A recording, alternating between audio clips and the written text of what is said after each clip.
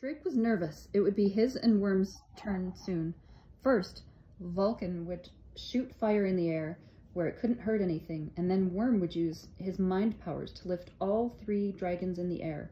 He watched as Rory and Vulcan flew up, up, up. Vulcan, fire! Vulcan didn't listen. He flew down to the ground, and when he landed, he let out a loud roar. Whoosh! A stream of fire shot out of his mouth, and then a strong wind blew through the valley. No, Vulcan! The flame shot right at King Roland. The fire rode the wind, closing in on King Roland. Scared, his guards all jumped back, and suddenly an invisible force knocked King Roland out of the fire's path. Drake looked at Worm. His dragon was glowing green, and Drake knew that Worm had used his mind powers to save the king.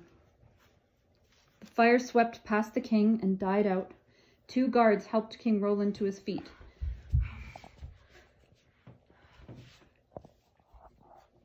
I'm fine. Oh, no thanks to that dragon. But it was the wind. Silence! I cannot have this dragon setting Queen Rose's castle on fire. He nodded towards Shu and Capri. I'll take these two. What about Worm? He just saved you. Saved me? I think not. One of my guards must have pushed me out of the way. It wasn't a guard. He looked over at Anna and Bo. He could see that they felt bad for him. Rory still looked mad about Vulcan. Drake speaks the truth, Your Majesty, Griffith said. Worm moved you with the power of his mind. Impossible! A pale, brown dragon like this must not have these strange powers. Capri and Sue will be the only two dragons going to the kingdom of Arkwood tomorrow.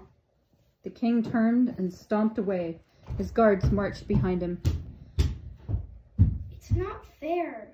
I know how great you are. Why won't the king believe us?